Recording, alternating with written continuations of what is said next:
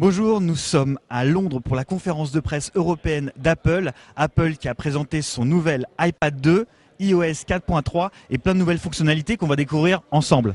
Donc voici le nouvel iPad 2. Principale nouveauté, c'est évidemment le design. Il est 30% plus fin que le premier iPad. Il est aussi 15% plus léger. À côté de ce nouveau design, donc toujours unibody avec sa coque en alu, c'est la nouvelle configuration. On a un processeur double cœur. On suppose qu'il est basé sur un ARM Cortex A9, donc un processeur cadencé à 1 GHz. Ça sera à confirmer. Au niveau de la mémoire RAM, on parle aussi de 512 mégas. Ça sera aussi à confirmer. L'autre grosse nouveauté, à côté du design plus fin et du nouveau processeur, c'est les caméras en façade pour FaceTime, donc la visioconférence made in Apple, et la caméra à l'arrière, au dos, qui filme en HD 720p. Les autres nouveautés, alors elles sont pas matérielles, elles sont plutôt logicielles comme d'habitude chez Apple qui a vraiment l'habitude de soigner son interface. On trouve le nouvel iOS 4.3. On vous avait montré en janvier dernier la bêta d'iOS 4.3 avec notamment la gestion du multitâche avec 4-5 doigts. Ces fonctionnalités ne sont pas présentes dans la version définitive.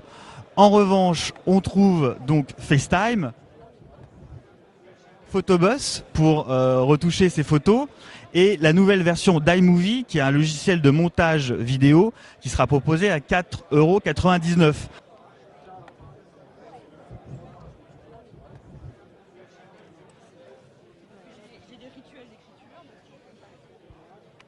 À côté d'iMovie, on trouve également GarageBand, qui, c'est une version allégée de ce qu'on peut trouver déjà sur macOS. Voilà, en termes de nouveautés, c'est à peu près tout. Le but d'Apple, c'est évidemment d'occuper le terrain face aux tablettes Android, l'avalanche de tablettes Android qu'on nous promet pour 2011, des tablettes qui jouent sur la surenchère technologique, qui filment en 3D, qui ont des processeurs double corps également. Voilà, donc c'est pour occuper le terrain.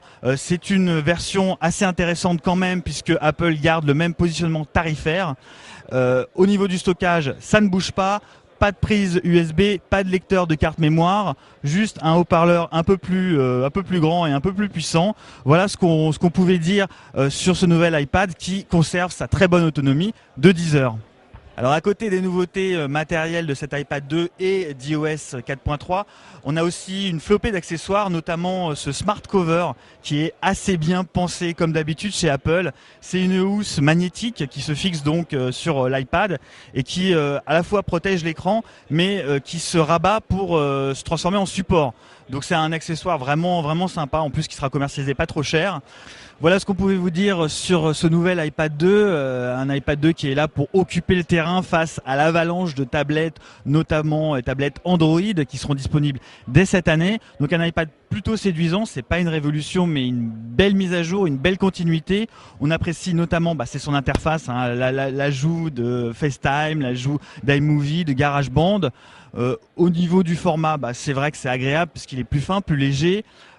A priori, il y aura plus de puissance, donc ça, c'est pas négligeable. Et c'est surtout un positionnement tarifaire très attractif, puisque au niveau des prix, c'est la même chose. Ça ne bouge pas. Le stockage 16, 32, 64 Go, les mêmes tarifs, en blanc ou en noir. Voilà ce qu'on pouvait dire sur cette nouvelle iPad 2.